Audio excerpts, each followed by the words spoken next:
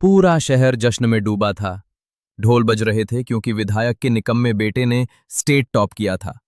लेकिन ठीक रात 11:30 बजे जिले के युवा डीएम के पर्सनल नंबर पर एक अनजान कॉल आया। दूसरी तरफ एक रोता हुआ गरीब बाप था। सर, मेरे होनहार बेटे ने अभी पंखे से लटकने की कोशिश की है। उसकी कॉपियां बदल दी गई हैं। जब डीएम ने रातों रात स्ट्रांग रूम का ताला तोड़ा तो रोंगटे खड़े कर देने वाला सच सामने आया। असली कॉपियां तो कभी चेक ही नहीं हुई। वहां करोड़ों के एजुकेशन स्कैम की वो बदबू थी जिसके तार सीधे सत्ता के सिंहासन से जुड़े थे। अगले ही दिन डीएम को सस्पेंड कर दिया गया। अब बिना वर्दी का वो बागी अफसर इस खौफनाक सिस्टम से कैसे टकराएगा। उसने दिन भर की फाइलों का ढेर बंद किया और अपनी कुर्सी पर सिर टिकाया ही था कि रात के 11 बजे उसके पर्सनल नंबर पर वो अनजान कॉल आया। पूरा शहर आज जश्न में डूबा था। राज्य बोर्ड के नतीजे आए थे और इस छोटे से जिले ने पूरे प्रदेश में टॉप किया था।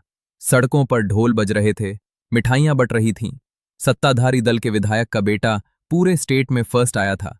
जिला मजिस्ट्रेट डीएम आर्यन प्रताप सिंह के लिए ये एक सक्सेसफुल एडमिनिस्ट्रेशन का दिन होना चाहिए था। लेकिन उनके भीतर का वो पुराना आईपीएस डीएम बनने से पहले आर्यन पुलिस में थे, कुछ बेचैन था। फोन के दूसरी तरफ एक भारी कांपती हुई आवाज थी। सर, मेरा बेटा माधव, उसने अभी पंखे से लटकने की कोशिश की है। वो शहर के सरकारी स्कूल का सबसे होनहार लड़का था। उसके 38% आए हैं और विधायक जी के जिस बेटे ने साल भर किताब नहीं खोली उसके 98%। सर, मेरे पास माधव की रफ कॉपियां हैं। उसने सब सही लिखा था। कुछ बहुत बड़ा खेल हुआ है सर। हमारा सब खत्म हो गया। आर्यन ने फोन काटा। खिड़की से बाहर आतिशबाजी हो रही थी। वो आतिशबाजी अब उसे जश्न की नहीं बल्कि सिस्टम के मुंह पर पड़ते तमाचे की तरह लग रही थी। आर्यन ने अपनी घड़ी देखी। रात के 11:30 बज रहे थे। उसने अपनी गाड़ी की चाबी उठाई। कोई सायरन नहीं, कोई एस्कॉर्ट नहीं। एक युवा डीएम अपनी प्राइवेट गाड़ी में रात के अंधेरे में एक गरीब बाप के आंसुओं का सच खंगालने निकल पड़ा था। माधव का वो आंसुओं से भीगा हुआ कमरा और फंदे से काटा गया वो लड़का आर्यन की आंखों में छप गया था। जंग की शुरुआत हो चुकी थी। अगली सुबह डीएम ऑफिस में रोज की तरह भीड़ थी, लेकिन आर्यन का दिमाग कहीं और था। उसने एजुकेशन डिपार्टमेंट की कोई मीटिंग नहीं बुलाई। उसे पता था कि सिस्टम में अगर सुराख खोजना है तो चोरों को भनक नहीं लगनी चाहिए। दोपहर 2 बजे आर्यन अचानक जिला शिक्षा अधिकारी डीआईओएस के दफ्तर पहुंच गया। कोई पूर्व सूचना नहीं। हड़कंप मच गया। बाबू लोग फाइलें छिपाने लगे। आर्यन सीधा उस स्ट्रांग रूम की तरफ बढ़ा जहां टॉपर बच्चों की कॉपियां सील करके रखी गई थीं। चाबी लाओ। आर्यन की आवाज शांत थी, लेकिन उसमें एक बर्फीला खौफ था। सर, वो चाबी तो शिक्षा अधिकारी जी के पास है और वो मंत्री जी के साथ दौड़े पर हैं, एक कांपते हुए क्लर्क ने कहा। आर्यन ने अपनी गाड़ी से लोहे का रॉड निकाला और खुद स्ट्रांग रूम का ताला तोड़ दिया।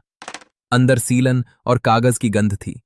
उसने टॉप 10 छात्रों, जिनमें 8 रसूखदार परिवारों से थे, की कॉपियां निकाली। जब उसने पन्ने पलटे तो उसका माथा ठनक गया। कॉपियों में लिखी लिखावट बिल्कुल मोतियों जैसी थी, लेकिन स्याही की महक एकदम ताजा थी, जैसे वो कॉपियां महीनों पहले बोर्ड एग्जाम के समय नहीं बल्कि कल रात ही लिखी गई हों। और सबसे बड़ा सबूत, विधायक के बेटे की कॉपी के आखिरी पन्ने पर रफ वर्क के नाम पर जो कैलकुलेशन थी वो किसी बच्चे की नहीं बल्कि एक प्रोफेशनल अकाउंटेंट की लग रही थी। कॉपियां बदली गई थीं। सिस्टम ने गरीब बच्चों के भविष्य को रद्दी में बेचकर अमीरों के लिए नए पन्ने लिख दिए थे। आर्यन ने कॉपियों को जब्त किया और सीधे अपने ऑफिस लौट आया। अब तक शिक्षा माफिया के नेटवर्क में खतरे की घंटी बज चुकी थी। शाम 5 बजे आर्यन के सामने जिले का मुख्य शिक्षा अधिकारी सीईओ बैठा था। उसके चेहरे पर डर कम और राजनैतिक अहंकार ज्यादा था। सर, आप एक छोटी सी शिकायत पर इतना बड़ा बखेड़ा खड़ा कर रहे हैं। ये कॉपियां बोर्ड की प्रॉपर्टी हैं। मंत्री जी बहुत नाराज होंगे, सीईओ ने अपनी कुर्सी पर पीछे टिकते हुए कहा। आर्यन ने अपनी मेज पर रखी विधायक के बेटे की कॉपी सीईओ के मुंह पर दे मारी। ये ताजा स्याही देख रहे हो? ये तुम्हारे भ्रष्टाचार की बदबू दे रही है। मुझे वो जगह बताओ जहां असली कॉपियां रखी गई हैं। सीईओ मुस्कुराया। आप अभी नए हैं डीएम साहब। असली कॉपियां तो उसी दिन जलकर राख हो गईं। आप कुछ साबित नहीं कर पाएंगे। उल्टा ये शहर आपको एजुकेशन विरोधी मान लेगा। आर्यन ने इंटरकॉम का बटन दबाया। एसपी साहब को भेजो। पुलिस अंदर आई। इनको अरेस्ट करो, सबूत मिटाने और फ्रॉड के आरोप में, आर्यन ने आदेश दिया। सीईओ को हथकड़ी लग गई, लेकिन जाते जाते उसने आर्यन की आंखों में देखकर एक खौफनाक बात कही। सर, आपने आज उस तार को छेड़ा है जो सीधा आपके गले का फंदा बनेगा। सत्ता से लड़ने का शौक है ना? कल का अखबार जरूर पढ़िएगा। रात भर आर्यन और उसकी वफादार टीम पुराने रिकॉर्ड्स और फोन कॉल्स खंगालती रही। पता चला कि ये कोई छोटा मोटा खेल नहीं है। ये एक सिंडिकेट है जो पिछले 5 सालों से करोड़ों रुपए लेकर टॉपर्स की लिस्ट डिसाइड कर रहा है। इसमें लोकल प्रिंटिंग प्रेस, शिक्षा विभाग के बाबू और राज्य के शिक्षा मंत्री तक शामिल है। आर्यन ने एक विस्तृत रिपोर्ट तैयार की और राज्य के मुख्य सचिव को फैक्स कर दी। उसे लगा कि अब जांच बैठेगी और माफिया के चेहरे बेनकाब होंगे, लेकिन वो भूल गया था कि वो जिस सिस्टम को साफ करने निकला है उसकी नाली उसी के दफ्तर के नीचे से होकर गुजरती है। अगली सुबह आर्यन की नींद उसके दरवाजे की बेल से टूटी। बाहर उसका गनर खड़ा था, लेकिन वो उसे सैल्यूट नहीं कर रहा था। उसकी नजरें झुकी हुई थीं। क्या हुआ राम सिंह? आर्यन ने पूछा। सर, बाहर मीडिया खड़ी है, आपको सस्पेंड कर दिया गया है। आर्यन के पैरों तले जमीन खिसक गई। वो दौड़कर टीवी के पास गया। हर न्यूज चैनल पर ब्रेकिंग न्यूज चल रही थी। जिले के डीएम का बड़ा फर्जीवाड़ा, खुद की आईएएस की डिग्री निकली नकली। आर्यन सुन्न रह गया। आर्यन ने बाहर आकर अखबार उठाया। पहले पन्ने पर एक बड़ी सी तस्वीर थी, आर्यन की यूपीएससी की मार्कशीट और उसके ग्रेजुएशन की डिग्री, जिसके बगल में एक फॉरेंसिक रिपोर्ट छपी थी जो चीख चीख कर कह रही थी कि आर्यन प्रताप सिंह ने फर्जी कागजातों के दम पर आईएएस की नौकरी पाई है। माफिया का वार अचूक था। उन्होंने आर्यन पर हमला नहीं किया, उन्होंने उसकी विश्वसनीयता, क्रेडिबिलिटी को ही मार दिया। अब अगर आर्यन चिल्ला चिल्ला कर भी कहता कि एजुकेशन सिस्टम में फ्रॉड है, तो पब्लिक यही कहती कि यह खुद फर्जी अफसर है, अपनी चोरी छिपाने के लिए दूसरों पर इल्जाम लगा रहा है। दोपहर तक आर्यन से सरकारी गाड़ी, उसका दफ्तर और उसकी सुरक्षा छीन ली गई। जो पब्लिक 2 दिन पहले उसे ईमानदार डीएम मानकर तालियां बजाती थी, आज उसी के बंगले के बाहर फर्जी डीएम मुर्दाबाद के नारे लगा रही थी। सिस्टम ने एक झटके में एक रक्षक को भक्षक बना दिया था। आर्यन अपने खाली घर में अकेला खड़ा था। उसका फोन बजना बंद हो गया था। कोई साथी अफसर उसे सपोर्ट नहीं कर रहा था। वो पूरी तरह हार चुका था। उसने अपनी आईएएस की नेम प्लेट उठाई और उसे कूड़ेदान में डाल दिया। लेकिन तभी उसके फोन पर एक अननोन नंबर से मैसेज फ्लैश हुआ। सर, आपकी डिग्री असली है, मुझे पता है। असली कॉपियां जलाई नहीं गई हैं। उन्हें शहर के बाहर बाबा पेपर मिल में कबाड़ के भाव रिसाइकल होने के लिए भेज दिया गया है। आज रात वो पल्प बन जाएंगी। आपका एक पुराना वफादार बाबू। आर्यन की बुझी हुई आंखों में फिर से अंगारे दहक उठे। उसके पास अब ना पावर थी, ना पुलिस और ना ही सिस्टम का सपोर्ट। वो अब एक डीएम नहीं था, वो अब एक घायल शेर था। रात के 2 बज चुके थे। शहर सो रहा था, लेकिन आर्यन की नसों में दौड़ता खून उबाल मार रहा था। उसने आईने में खुद को देखा, बिना वर्दी, बिना पावर और पूरी तरह से बदनाम। घर के बाहर पुलिस का पहरा था, जो अब उसकी सुरक्षा के लिए नहीं बल्कि उस पर नजर रखने के लिए था। आर्यन जानता था कि अगर वो आधिकारिक रास्ते से गया तो माफिया उसे जेल की सलाखों के पीछे सड़ा देगा। उसने अपने गैराज का पिछला दरवाजा खोला। एक पुरानी, धूल फांकती बुलेट मोटरसाइकिल निकाली। उसने अपना चेहरा एक मफलर से ढका और रात के घने अंधेरे में गुम हो गया। उसे अब अपनी नौकरी नहीं बचानी थी, उसे अपनी साख नहीं बचानी थी। उसे उस गरीब बाप के बेटे माधव की वो फंदे से लटकती हुई उम्मीद बचानी थी।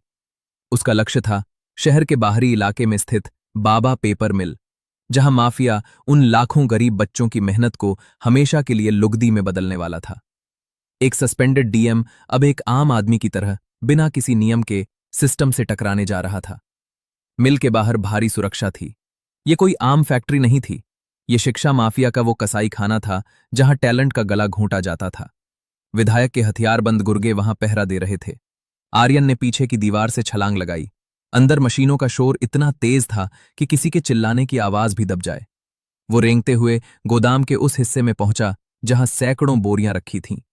उसने अपनी जेब से चाकू निकाला और एक बोरी को चीरा। अंदर से जो गिरा उसे देखकर आर्यन की आंखें नम हो गईं। वो बोर्ड एग्जाम की असली कॉपियां थीं। पन्नों पर पसीने की बूंदें, नीली स्याही से लिखे गए सटीक जवाब और हाशिए पर की गई वो रफ कैलकुलेशन जो चीख चीख कर बता रही थी कि असली टॉपर्स कौन थे। माधव की कॉपी भी वहीं थी। आर्यन ने जल्दी जल्दी माधव और जिले के टॉप 50 गरीब और होनहार बच्चों की कॉपियां एक वाटरप्रूफ बैग में ठूंसनी शुरू कीं। तो असली चोर यहां है। अचानक पीछे से एक भारी आवाज आई। आर्यन ने मुड़कर देखा। शिक्षा माफिया का राइट हैंड और विधायक का साला भैरों सिंह अपने 5 गुंडों के साथ खड़ा था। उनके हाथों में लोहे की रॉड और बंदूकें थीं। ये कोई फिल्मी फाइट नहीं थी जहां हीरो सबको एक झटके में मार गिराए। आर्यन एक ब्यूरोक्रेट था, कोई सुपरमैन नहीं। भैरों के एक गुर्गे ने आर्यन के सिर पर रॉड दे मारी। खून का फव्वारा फूटा और आर्यन जमीन पर गिर पड़ा। डीएम साहब, आप बहुत उड़ रहे थे ना? आपकी नकली डिग्री तो हमने छपवा दी। अब आपकी असली लाश हम इस मशीन में डालेंगे। ना कोई सबूत बचेगा, ना कोई अफसर। भैरों हंसा। आर्यन की आंखों के आगे अंधेरा छा रहा था, लेकिन तभी उसे माधव के पिता के वो कांपते हुए शब्द याद आए। हमारा सब खत्म हो गया सर। आर्यन ने अपनी पूरी ताकत बटोरी और पास रखे एक भारी फायर एक्सटिंग्विशर की पिन निकालकर उसे भैरों के मुंह पर मार दिया। पूरे कमरे में केमिकल का सफेद धुआं भर गया। खांसते हुए गुंडों के बीच आर्यन उठा, अपना बैग सीने से चिपकाया और धुएं का फायदा उठाकर अंधेरे में भाग निकला। पीछे गोलियों की आवाजें गूंज रही थीं, लेकिन आर्यन का फोकस सिर्फ उस बैग पर था। वो लहूलुहान था, लेकिन आज वो नहीं, बल्कि सिस्टम हारने वाला था। अगली सुबह हाईकोर्ट के बाहर मीडिया और भीड़ का भारी जमावड़ा था। आज आर्यन प्रताप सिंह की फर्जी डिग्री केस की सुनवाई थी। विधायक, शिक्षा मंत्री और वो भ्रष्ट शिक्षा अधिकारी सब मुस्कुराते हुए कोर्ट में बैठे थे। उन्हें पता था आर्यन के पास बचने का कोई रास्ता नहीं है। बाहर खड़ी हजारों छात्रों की भीड़ भी आर्यन को धोखेबाज मानकर गालियां दे रगाड़ी थी। जज ने हथौड़ा पीटा। मिस्टर आर्यन, आप पर फर्जी डिग्री से नौकरी पाने का आरोप है। आपके पास अपने बचाव में क्या है? कोर्ट रूम के दरवाजे खुले। आर्यन अंदर दाखिल हुआ। उसके माथे पर पट्टी बंधी थी, कपड़ों पर खून के सूखे हुए निशान थे और उसके कंधे पर एक भारी बैग था। कोर्ट में सन्नाटा छा गया। आर्यन ने अपनी वकालत नहीं की। उसने चुपचाप वो बैग खोला और असली कॉपियों का पुलिंदा जज की टेबल पर पलट दिया। माय लॉर्ड, आर्यन की आवाज में एक गूंज थी। मेरी डिग्री असली है या नकली, इसका फैसला आप बाद में कीजिएगा। पहले इन 50 कॉपियों का फैसला कीजिए जिन्हें बीती रात माफिया पेपर मिल में गलाने जा रहा था। इन कॉपियों की स्याही और पसीने की फॉरेंसिक जांच करवाइए और फिर उन कॉपियों से मिलाइए जो शिक्षा विभाग के स्ट्रांग रूम में रखी हैं, जिनकी स्याही आज भी ताजी है। विधायक और भ्रष्ट अधिकारियों के चेहरों का रंग उड़ गया। जज ने जब माधव और बाकी बच्चों की असली कॉपियों को देखा तो सच्चाई शीशे की तरह साफ हो गई। आर्यन ने आगे कहा, सत्ता ने मुझे फर्जी साबित करने में करोड़ों खर्च कर दिए, सिर्फ इसलिए ताकि मैं इन असली बच्चों का सच बाहर न ला सकूं। मैंने अपनी नेम प्लेट कूड़े में फेंक दी है माय लॉर्ड, क्योंकि जिस सिस्टम में एक गरीब की मेहनत को नेता का बेटा चुरा ले, मुझे उस सिस्टम का हिस्सा नहीं बनना। जज ने उसी वक्त सीबीआई जांच के आदेश दिए। भ्रष्ट शिक्षा अधिकारी और शिक्षा मंत्री की तत्काल गिरफ्तारी का वारंट जारी हो गया। आर्यन की डिग्री के आरोप को सिरे से खारिज कर दिया गया। लेकिन असली क्लाइमैक्स कोर्ट के बाहर था। जब मीडिया ने ब्रेकिंग न्यूज में बताया कि सस्पेंडेड डीएम ने अपनी जान पर खेलकर उन गरीब बच्चों की कॉपियां बचाई हैं, तो बाहर खड़ा हुजूम स्तब्ध रह गया। जो छात्र सुबह आर्यन को गालियां दे रहे थे, उनकी आंखों से आंसू बहने लगे।